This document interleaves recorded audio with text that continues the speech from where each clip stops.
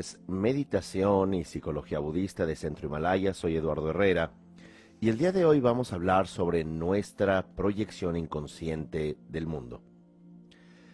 Y es interesante cuando hablamos dentro de la tradición budista, el hecho que cuando hablamos de la experiencia del mundo, es en realidad una experiencia eminentemente mental, eminentemente psicológica, y es con base en nuestros propios factores mentales, en nuestros propios pensamientos, emociones, pero también argumentaría la psicología budista, nuestros hábitos, vasanas, se les llama en sánscrito, que nosotros tenemos un modo de vínculo y un modo de construcción del mundo. Incluso el Buda, en las enseñanzas del budismo temprano, nos dice: todo lo que vemos en la realidad está constituido por componentes psicológicos y físicos, que es lo que se llama en la psicología budista los 5 skandhas o los 5 agregados psicofísicos, y los voy a mencionar brevemente sin entrar en mucho detalle porque sé que de pronto es temprano y manejar tantos conceptos que en ocasiones se pueden trabajar de manera mucho más profunda, como por ejemplo en el diplomado de psicología budista, que si bien estamos en el módulo 2 todavía, pueden ustedes inscribirse y ver todos los videos, todas las clases en línea. Y esto lo menciono porque tenemos en los diplomados más de 100 horas de tiempo para profundizar en muchos aspectos que en una entrega como esta de aproximadamente 1 hora no es posible entrar en muchos detalles. Sin embargo, volviendo al tema de los 5 agregados psicofísicos, en donde el Buda afirmaba: toda nuestra realidad está compuesta de 5 grandes componentes, y el primero es bastante obvio. El primero es el componente psicofísico de la materia. Y pudiéramos argumentar que en la realidad estamos rodeados de lo físico, rodeados de lo material. Incluso nuestro cuerpo, no importa si estamos hablando de células, si estamos hablando de tejido de nuestro corazón, de nuestro intestino, de nuestro cerebro, de uñas, de cabello, no importa de qué hablemos en nuestra constitución física, eso es lo que abarca el mundo material. Así que pudiéramos argumentar que dentro de lo material está lo inanimado y lo animado, es decir, células, animales que pueden sostener una conciencia, y otros objetos inanimados como rocas, como tierra, como el agua en sí mismo, que no poseen la conciencia. Y este es el primer componente que hablaba el Buda, y los siguientes componentes, que insisto, aunque no entre en detalle, es lo que compone nuestro mundo mental. Y esto se le llama el Vedana Skandha o el agregado de las sensaciones. Estamos llenos de sensaciones que en su gran mayoría pasan de manera inconsciente. El tercero, se llama Samya Skandha, que es el discernimiento. Y aquí cuando hablamos de discernimiento, es que nuestra mente, y vuelvo a insistir, de manera inconsciente, nos encontramos todo el tiempo eligiendo, tomando una postura, una posición, que este es el principio de construcción de la identidad, lo que llamaba Trungpa Rinpoche la construcción del ego. Y es aquí cuando en el discernimiento decimos, esto soy yo, esto no soy yo, esto me identifica, esto no me identifica, pero lo hacemos a una velocidad tan sorprendente y por otro lado, como ya mencioné, de manera tan inconsciente estamos pasando por estos procesos emocionales de identificación. Vuelvo a insistir, eso no me agrada, ese tipo de personas no me agradan, ese tipo de comportamiento, yo soy de esta manera, pero esto es en un proceso bastante inconsciente y pasamos al cuarto agregado psicofísico, que es el de se le llama factores que componen la identidad, samskara skanda, duche en tibetano, y esos factores que componen es todo un tema porque ya son pensamientos inconscientes, ya son pulsiones internas, ya es el cuento, la película que nos contamos respecto a cuál ejemplo. ¿Cuál es el significado de la vida? ¿A qué venimos al mundo? Si debemos de tolerar, por ejemplo, en una relación familiar o conyugal, si debiéramos de aceptar descalificación, violencia, el que no respeten nuestro espacio básico, emocional y psicológico. Es aquí desde donde podríamos decir, es aceptable el que en casa mi pareja sea adicta, beba alcohol y sea violenta y no haya recursos. Esto lo acepto. Pero obviamente es desde, si lo tomamos en el elemento anterior, es ya un discernimiento inconsciente y aquí llevamos una narrativa que nos parece familiar. Como por ejemplo, es normal que se pelee en casa, es normal que no haya dinero, es normal que haya violencia, es normal que incluso un tema álgido, que haya abuso sexual. Normal, obviamente no estoy diciendo que lo sea, simplemente que en ese nivel inconsciente de la construcción de la narrativa, tanto del mundo como de nuestra identidad, es allí donde personas de pronto acuden a terapia o a una conferencia y dicen, mire, es que no entiendo qué pasa conmigo. Me casé, recuerdo el caso de esta señora que llegó a una conferencia y mencionaba, bueno, pues me casé con esta persona, a lo largo de todo mi matrimonio y toda la crianza de mis 2 hijos, fue violento y alcohólico. Y por otro lado, cuando crecieron estos hijos, ellos se volvieron violentos y adictos. Y tanto el padre que sigue vivo, pero ya arrepentido, entre comillas, porque ya también los hijos que crecieron le golpeaban a la mamá y al papá, ya mis hijos me golpean, tienen mucho dolor y cuando apenas formulé un par de preguntas, también el entorno familiar, la infancia de esta mujer, era una donde había esta dinámica relacional.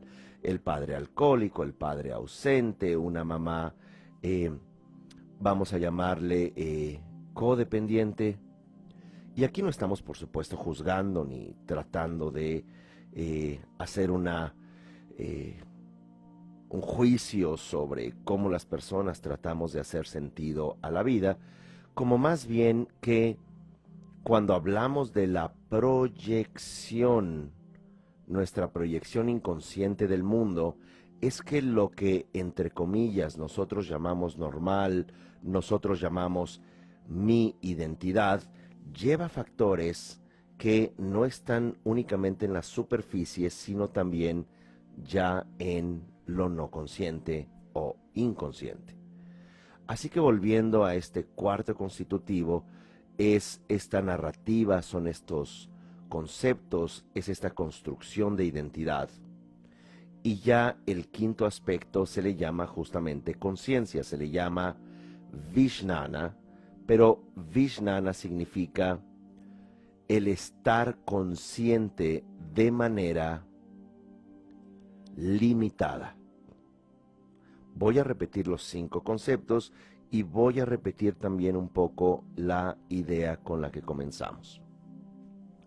En esta entrega, cuyo título es Nuestra proyección inconsciente del mundo, argumentaríamos que dentro de la psicología budista, el Buda hablaba de que la experiencia del mundo es una desde donde nosotros nos involucramos, y ya en otras enseñanzas más complejas dentro de la psicología budista se diría el mundo es una proyección de nuestra mente. Y como se justifica de una manera bastante práctica es mediante el concepto de los 5 componentes de nuestra realidad cognitiva. Y que estos 5 componentes, el primero es el de la materia o rupa skandha, y argumentamos que la materia es algo de lo que está constituido nuestro cuerpo, pero también todos nuestros estímulos ópticos, auditivos, olfativos, gustativos, táctiles, e incluso para sostener este cuerpo necesitamos de ese componente de la materia, incluido oxígeno, incluido hidratarnos, que es oxígeno e hidrógeno, ¿verdad? H2O. Y por supuesto alimentos, enzimas, proteínas, glucosa, grasas sanas, etcétera. Todo eso aparece dentro de la categoría de la materia. Estamos hechos de materia. Luego vienen otros 4 componentes, que es el ámbito mental o el ámbito psicológico. El segundo, dijimos, se le llama el componente o agregado de las sensaciones. ¿Por qué? Porque las sensaciones es la manera como comenzamos a identificar nuestra identidad separada del entorno. Y hay sensaciones agradables que queremos mantener o perpetuar, desagradables de las que queremos huir, y también sensaciones neutras en general que nos resultan indiferentes. En el tercer aspecto ya se llama discernimiento. Y nosotros estamos todo el tiempo diciendo, yo soy esto, no soy aquello. Yo me familiarizo con esto, no me familiarizo con aquello. Este discernimiento es muy interesante porque ya comenzamos a estructurar de manera más compleja nuestro yo. Ejemplo, cuando se habla de, en un concepto junguiano, la idea de sombra, de shadow, esta sombra es un aspecto reprimido de nosotros. Es un aspecto, por su propio nombre, oscurecido porque no lo queremos ver o no lo podemos ver o no lo podemos gestionar. Y como lo que busca la mente humana antes que todo es hacer sentido de sí mismo y hacer sentido de uno mismo, en ocasiones nos puede llevar incluso a trastornos psicológicos, emocionales, adictivos, tendencias destructivas, sociópatas, limítrofes, bipolares, incluso bipolares, psicótico, maníaco-depresivas. ¿Por qué? Porque uno tiene que hacer sentido con las estructuras que uno recibió particularmente en la infancia, y ya argumentaríamos desde el budismo también como tendencias kármicas, pero esa es otra discusión. Así que de pronto si hay en mi sombra estructuras de personalidad, como dije recientemente en una colaboración terapéutica, cápsulas de tiempo en donde nosotros como pequeñas o pequeños estamos encerrados en una, por ejemplo, instancia de algo que mamá o papá pudo haber dicho, tal como: eres una persona tonta, no sirves para nada, eres la decepción de tus padres. Y pudo haberse dicho, no lo sé, cuando teníamos 5 o 6 años, porque de pronto rompimos un jarrón muy valioso o un florero que estaba en la mesa, y ese día mamá o papá estaban de malas y posiblemente habían peleado, eh, y posiblemente también había un poco de dificultades económicas en casa, así que de pronto nosotros accidentalmente a los 5 o 6 años rompimos este florero y recibimos esta llamada de atención, pero con una descarga de dolor, con una descarga de presión, y tenemos esa cápsula donde decimos: mamá y o papá me dijeron, yo no sirvo para nada, yo no soy una persona valiosa, yo no sé para qué te tuve, hija, si nada más me causas problemas. Por lo tanto, incluso mis papás se arrepienten de haberme tenido. Y obviamente pudiéramos ya como adultos eh, pensar y discernir, bueno, pues estaban bajo presión y no lo dijeron realmente, y de hecho siempre han sido predominantemente amorosos, y es más, se disculparon al día siguiente, pero eso queda como una cápsula identitaria que, como no la podemos gestionar, la guardamos en la sombra, la guardamos en el inconsciente. Y este término sombra, aunque se identifica más a Jung con ese término porque él lo desarrolló, también hay en Freud una mención sobre sombra, sobre pues el inconsciente, que es un concepto fundamental del psicoanálisis. Y Carl Jung, haciendo reiterativos viajes a India, estudiando diferentes textos clásicos, tanto del hinduismo como también del budismo que tenía a su disposición, fue creando un diálogo interesante donde él, uno de los aspectos más conocidos de la psicología junguiana es justamente el de la sombra. Todo aquello que es reprimido, oscurecido como una respuesta adaptativa. ¿Por qué respuesta adaptativa? Porque de pronto mamá se descargó en nosotros y dijo: no sirves para nada, no sé para qué te tuve, eres tonta o qué te pasa, o tonto, no sirves, inútil o lo que fuere. Y eso es algo con lo que no podemos trabajar, pero se nos dijo claramente a nosotros, porque nosotros rompimos el florero. Entonces, eso se queda como un rasgo de esta construcción de identidad primaria, desde donde no hay únicamente una cápsula, sino que hay muchas cápsulas emocionales, donde de pronto posiblemente los papás se pelearon, o papá se fue, o mamá de pronto estuvo ausente o estaba deprimida. Los pequeños humanos tendemos a centralizar y decir: mamá se fue por mí, mis papás pelean porque yo no soy suficiente, o se murió mi padre o un hermano, se murió por mi culpa. Tendemos a centralizar porque es parte de ese narcisismo primario con el que nacemos, esta no separación de uno y el entorno. Y cuando vamos descentralizando, vamos nosotros entrando en fracturas, en pequeños golpes de identidad que en griego, adaptado a muchos lenguajes en Occidente, herida significa trauma en griego, así que vamos reuniendo estas heridas de nuestra construcción de identidad.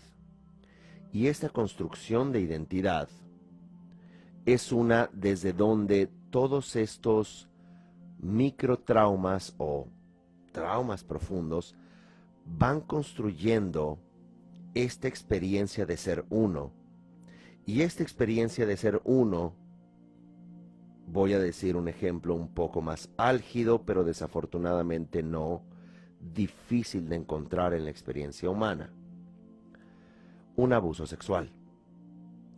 Entonces, ese trauma, como uno no lo puede gestionar, casos tales como en talleres o en colaboraciones terapéuticas, muchas veces surgen estas dinámicas de abuso, incluso desde los 2 años de edad, y pueden mantenerse hasta los 17 años, o bien ocurrir a los 5 o a los 7 o 19, o pueden ocurrir abusos también ya en la edad adulta, como matrimonios que dicen: bueno, es que mi cónyuge abusaba de mí, violentamente, me obligaba.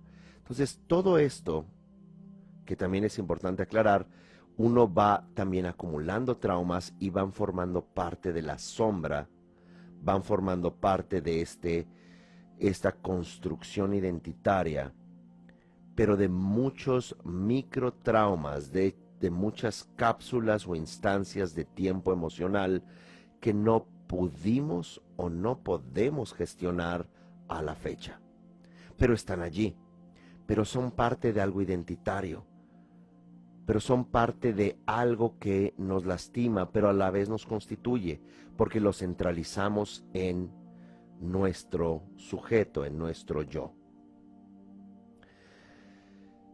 Y ciertamente, también como se argumenta hoy en día, la sombra de ninguna manera, toda esta parte inconsciente de ninguna manera es mala. Al contrario, es gracias a esta sombra o este proceso de oscurecimiento de cosas que no pudimos trabajar que nos mantenemos en el consciente más o menos funcionales. Y como argumentamos hace unos momentos en esta entrega, lo que busca el ser humano es fundamentalmente hacer sentido de sí mismo. Y está buscando hacer sentido de sí mismo a veces cuando la suma de estas cápsulas de tiempo emocionales o estos traumas no son suficientes, como también en otras entregas que ustedes pueden revisar en el canal de Centro Himalaya. Tenemos varias entregas enfocadas, por ejemplo, en sanar el tejido familiar, en temas como la vergüenza tóxica, como la culpa. Y allí podemos ver ciertamente cómo, primero que nada, es muy difícil que una experiencia humana sea una experiencia sin trauma, sin golpes. ¿Por qué? Porque la experiencia humana de crianza es sumamente delicada o hipersensible. La crianza humana es lenta. Y por otro lado, nosotros necesitamos un entorno donde nos sintamos protegidos, donde haya amor y donde haya también una sensación de pertenencia, protección, amor, pertenencia, que a veces podemos agregar una mirada amorosa, pero ciertamente en un entorno que la tradición budista llama samsara, la rueda o el ciclo condicionado de la existencia o de la mente, basada en el sufrimiento, es una donde todos estamos tratando de hacer sentido de nuestra experiencia, pero al mismo tiempo estamos interrelacionados en una red en muchas ocasiones de sombra, de sufrimiento. De tal manera, para ir cerrando esta idea, en todas estas cápsulas, dentro de esta presentación inicial que hice sobre los agregados psicofísicos o 5 skandhas, el primero, la materia de la cual el universo está constituido, al igual que nuestro organismo. 2, el mundo de las sensaciones, que ya entran los agregados siguientes en un ámbito psicoemocional o cognitivo, podemos llamarlo de manera general. Sensaciones, que estas sensaciones ya nos identifican con un sujeto y un mundo referencial. Tercero, discernimiento, que es cuando ya empezamos a crear una narrativa, una sopa de letras que eventualmente se va estructurando en palabras que nos identifican. Cuarto, ya son los factores narrativos que constituyen la realidad. Esto se le llama samskara skandha, mencionábamos. Y esta ya es, si lo ponemos en música, ya son no nada más los instrumentos que van a participar en esta sinfónica de la existencia, sino que también ya son los instrumentos tocando su música de la mejor manera que pueden. En sensaciones, diríamos, comenzamos a traer los instrumentos, qué sé yo, cello, violín, trombón, trompeta, tambores, como fuere, ¿verdad? Aquí ya en sensaciones comenzamos a afinar y desafinar, están los músicos tocando sus instrumentos, pero no tenemos todavía cohesión. En el cuarto agregado psicofísico es cuando estamos tratando de hacer sentido en una narrativa, pero para que podamos hacer sentido, necesitamos sacar de la sala aparentemente a ciertos músicos y decimos: oigan, por favor, ya usted no toque, usted ya no participa en este concierto psicológico. Y sin embargo, esas partes de los instrumentos dijeron: yo llegué, yo tengo mi instrumento, a mí me llamaron, de tal manera que yo voy a seguir tocando. Bueno, pues váyase usted a aquel salón, enciérrese y siga tocando su instrumento, porque además lo toca bastante mal.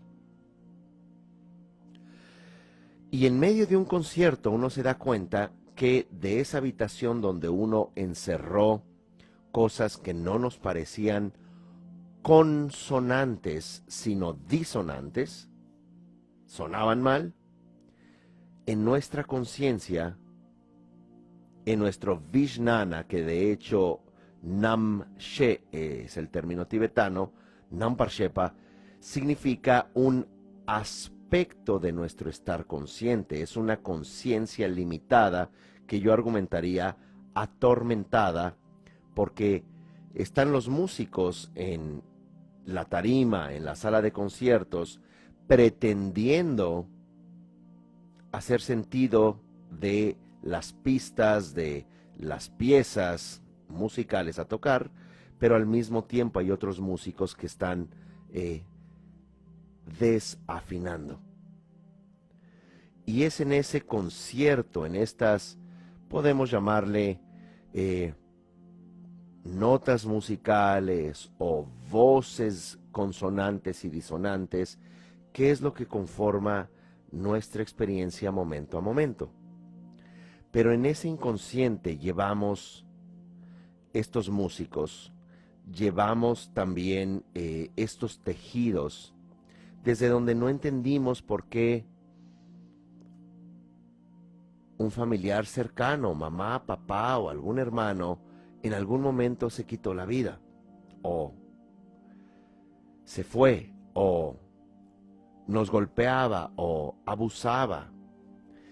Y es que esto también, volviendo a la metáfora de los 5 agregados psicofísicos, a la enseñanza budista, se dice que estos 5 agregados, vuelvo a repetir rápidamente, la materia, sensaciones, discernimiento, factores que componen la realidad, o factores mentales, más fácil, y conciencia atormentada o limitada, suceden, surgen y se desintegran momento a momento y van creando nuestra personalidad.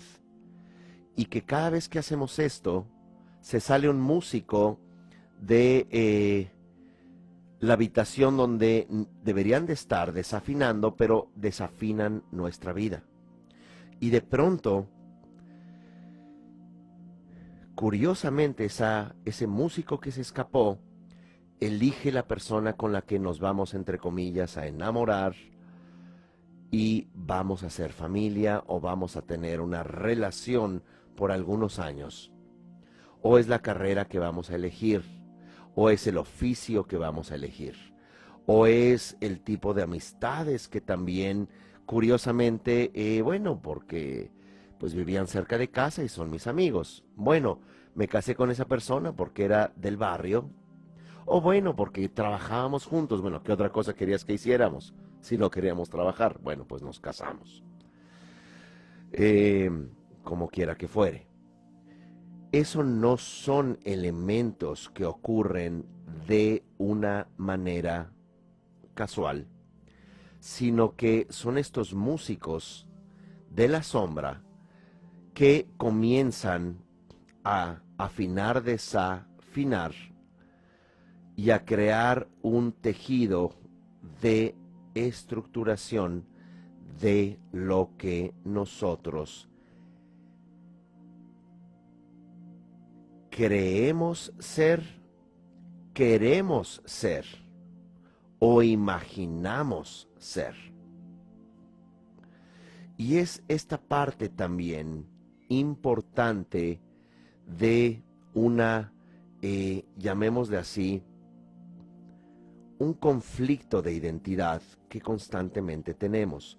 Muy a menudo también se habla de la sombra en términos de que estamos o podemos estar en constante conflicto, como por ejemplo, una manera muy útil para notar nuestra sombra es: piensen ustedes en algo por lo que se sientan orgullosas, orgullosos respecto a sí mismos.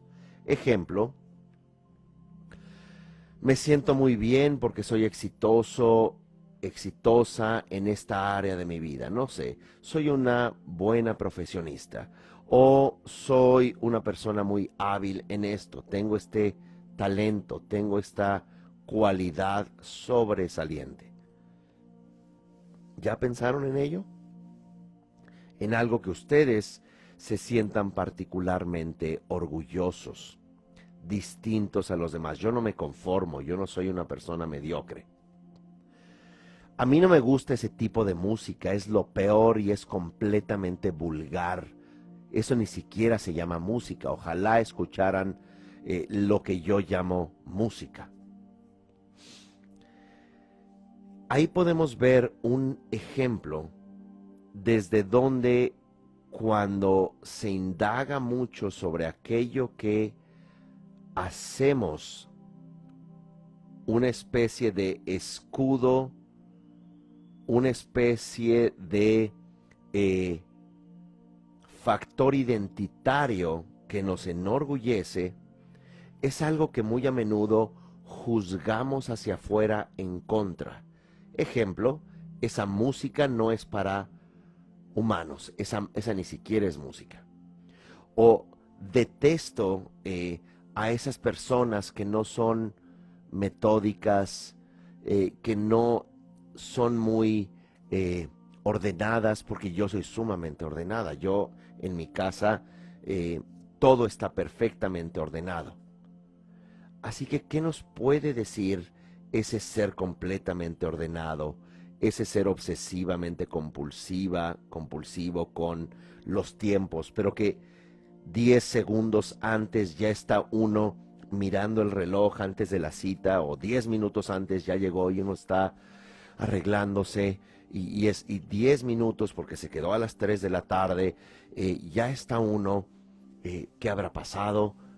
Y cuando llega la otra persona, 3:05, se relaja uno y naturalmente va a llevar el reclamo. O bien la obsesión de tener a nuestros hijos, hacerlos perfectos.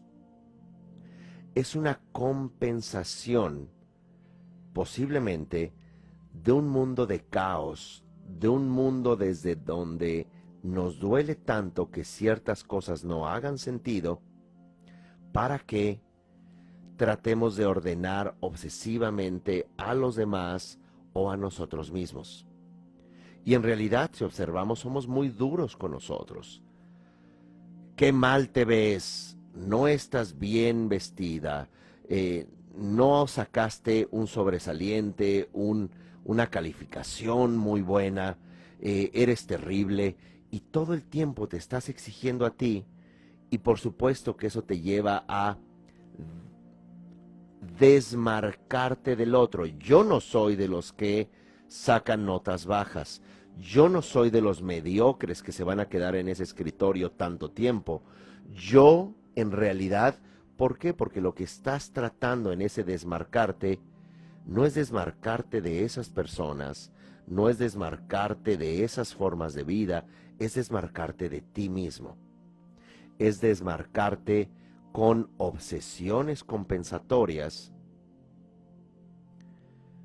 de algo que en realidad no nada más te duele, sino que tratas de oscurecer, de llevar a la sombra, y es por eso que podemos encontrar en nosotros, y por supuesto en el mundo, personas sumamente intolerantes, personas que juzgan. ¿Notaste cómo esa persona no se combinó los zapatos? ¿Notaste que poco procurada estaba esa persona? ¿Sí te diste cuenta cómo llegan tarde y en realidad ni les preocupa? ¿En qué mundo van a vivir?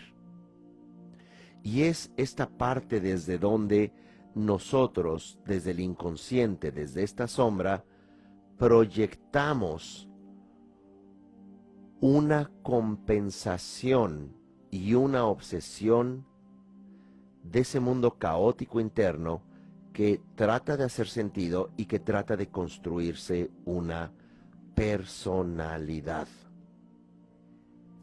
De tal manera que ya en casos extremos, por ejemplo, personas, este religioso pastor norteamericano muy famoso, lo pueden buscar en internet. No, normalmente no menciono nombres, no hago como apunto específicamente, son a manera de ejemplos. Este pastor norteamericano era sumamente controversial por su particular homofobia. Era una persona que decía, de acuerdo a las escrituras, los homosexuales no son personas que Dios vaya a perdonar, se van a condenar, y citaba estos textos del Viejo Testamento. En fin, no toca entrar en estos detalles. E incluso se le cuestionaba y había personas que decían, bueno, es sumamente intolerante, está creando una sociedad de intolerancia. Ya no estamos para, en pleno siglo, finales del siglo XX y principios del XXI, encontrarnos en esta dicotomía tan mordaz e intolerante. Y él entraba en debates, y lo invitaban a la televisión y él hacía sus puntos y era muy, muy tajante. Y la familia es esto, para que fuese eventualmente expuesto como una persona homosexual contratando servicios de prostitución homosexual, lo cual ninguno de lo anterior es negativo, ninguno de lo anterior es un juicio de valor. Simplemente lo paradójico es que este era el mayor crítico que exponía aquello que tenía en la sombra. Y esto es sumamente importante en términos de lo que Jung hablaba como sombra, y en una palabra latina a la proyección le llamaba persona. Y es esta forma, en el ejemplo extremo que acabo de hacer, cómo nosotros podemos justamente hacer una integración saludable de estas fuerzas opositoras, y que ciertamente mucho de lo que no toleramos, mucho de lo que juzgamos en los demás, es algo que también tenemos como una posibilidad de construcción de identidad. Así que podríamos argumentar, no necesariamente es llegar a los extremos, pero si por ejemplo somos una persona que juzgamos, en este caso dado a la homosexualidad, y ese es un tema como este pastor que es de crítica, es de desmarcación, de pronto se pudiera integrar esto diciendo, bueno, tengo esta tendencia que acepto en mí, que no necesariamente es una manifestación homosexual, que es perfectamente normal, pero si acepto esto, digo, hay esta parte en mí. O bien, podemos decir, de este estudiar obsesivamente, y después del doctorado viene el postdoctorado, y después de una publicación viene otra publicación, y quiero ser siempre una persona especializada y estar en la facultad y ser la más reconocida y la más experta en una materia, y detesto a estos que no saben lo que yo sé, y apenas tengo oportunidad hablo incansablemente sobre mi tema en particular, y todo el tiempo no está juzgando, ese es un ignorante, ese no sabe. Posiblemente también estamos compensando aspectos de nuestra propia ignorancia, o aspectos que no hemos sabido actuar en cierto momento, que tratamos en nuestra proyección de compensar con una sapiencia intelectual. Así que de pronto pudiéramos integrar también y aceptar que, por ejemplo, hay muchas cosas que no sabemos, o hay muchas cosas que, o en lo que nos sentimos ignorantes, lo cual también está bien. Una persona que proyecta una obsesión religiosa por lo puro y lo perfecto y actúa que es perfecta, y en nuestra familia somos religiosos y somos muy perfectos, y en nuestra familia nadie se divorcia aquí. ¿Por qué? Porque somos, bueno, gente bien y somos gente correcta, no como estas y estos divorciados. Y de pronto uno pudiera descubrir bastante fácilmente que esta persona, mujer u hombre, no importa, puede tener una doble o triple vida. Puede tener una casa pequeña, casa mediana, casa grande, o como se dice actualmente, primer frente, segundo frente, tercer frente, y que jamás aceptaría que se le confrontara. ¿Qué significa todo esto?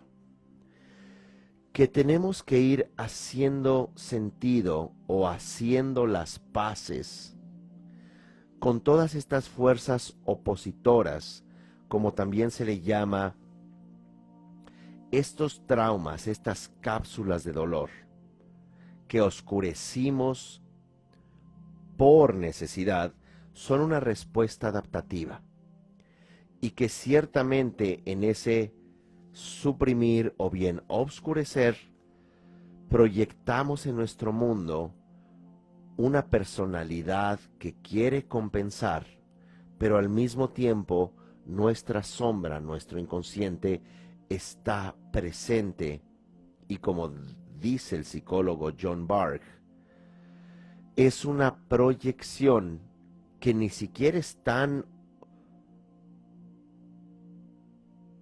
secreta o recluida. De hecho, nuestro inconsciente está en todo momento en nuestras palabras, en nuestra personalidad, en nuestras decisiones y en nuestra biografía emocional. Y es por eso que la tradición budista muy a menudo habla sobre hacer las paces, hacerte amigo de ti mismo. El Buda mencionaba, tu mente puede ser tu mejor maestra o tu peor adversario. Y esto significa que, siguiendo esta primicia de la psicología budista, toda proyección es mente. Nanwa tamshe sensamo, se dice en tibetano.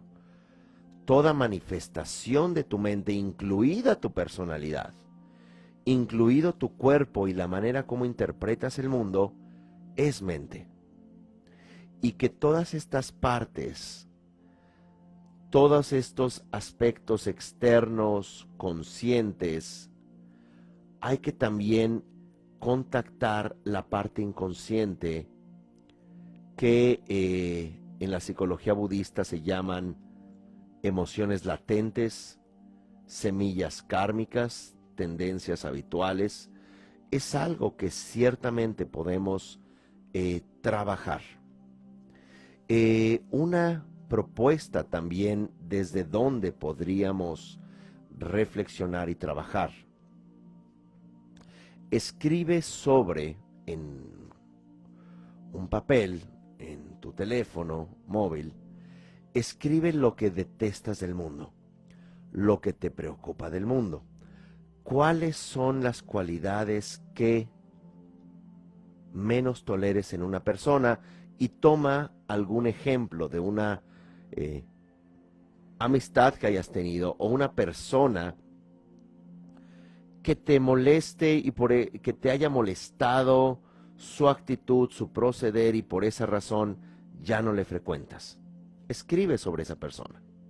O escribe sobre el mundo cruel o contaminado, la gente es egoísta, o lo que fuere, o sobre esta persona que a ustedes les decepcionó y decidieron ya no verle más. Es que esta persona es de esta forma, de esta otra forma. Pongan todos estos adjetivos o reflexiones.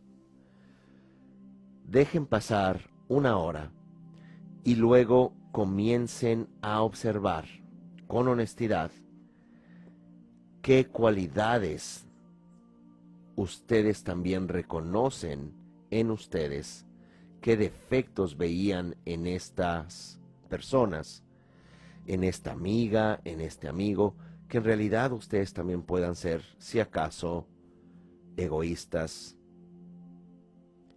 Es que esta persona está un poco traumatizada, es que es rara. Posiblemente también estamos mirándonos en el espejo. Posiblemente esta persona es muy ensimismada, no es generosa, y mira yo lo generosa que soy. Entonces vamos a ver también cómo, más allá de criticarnos, tratar de integrar amorosamente aquello que nos duele. Y ciertamente en Centro Himalaya hacemos talleres como sanar el trauma emocional. De hecho, tenemos un taller que les quiero recomendar, sanar nuestras obsesiones, donde también vamos a trabajar sobre el trauma. Este es del 26 al 28 de noviembre de este mes. Si están viendo esta entrega después de la fecha, también pueden solicitar ver este seminario diferido, donde no nada más hay teoría, sino también hay meditación y algunos ejercicios para reflexionar. Y por supuesto, para ir cerrando, cuando hablamos de la sombra, en un comentario dice, está loca y no la entiendo, entonces yo estoy loca. No, no es tan blanco o negro, pero sí hay aspectos desde donde nos sentimos muy disfuncionales y desconectados y rápidamente nos enfocamos. Recuerden que esta parte en la que nos obsesionamos particularmente es que nosotros tenemos un aspecto en nuestra sombra que no podemos o no hemos podido trabajar. Claro que si llega una persona violenta y comienza a insultarte, tú simplemente dices, mire, yo no le he faltado al respeto, no sé por qué usted si tiene algo en particular conmigo, le agradecería que guarde su distancia o simplemente uno se retira. Pero cuando uno se obsesiona y el loco eres tú, la violenta eres tú, no sirves para nada, entonces ya allí hay un juego de mayor proyección. Muy bien, pues vamos a ir cerrando esta entrega. Ya tendremos más meditación en nuestras próximas entregas, intervenciones y por ahora vamos a cerrar este tema tan amplio, tan rico, esperando que pues hayamos generado algunas reflexiones, algunos aspectos sobre la proyección de nuestro inconsciente. Les recuerdo, pueden entrar a más entregas, a más programas y reflexiones en Spotify, Centro Himalaya, que allí hay meditaciones y entregas, de igual manera en YouTube, o bien para más actividades, tanto de diplomados, retiros y seminarios, pueden revisar centrohimalaya.com. Que estén muy bien, nos vemos pronto. Hasta luego.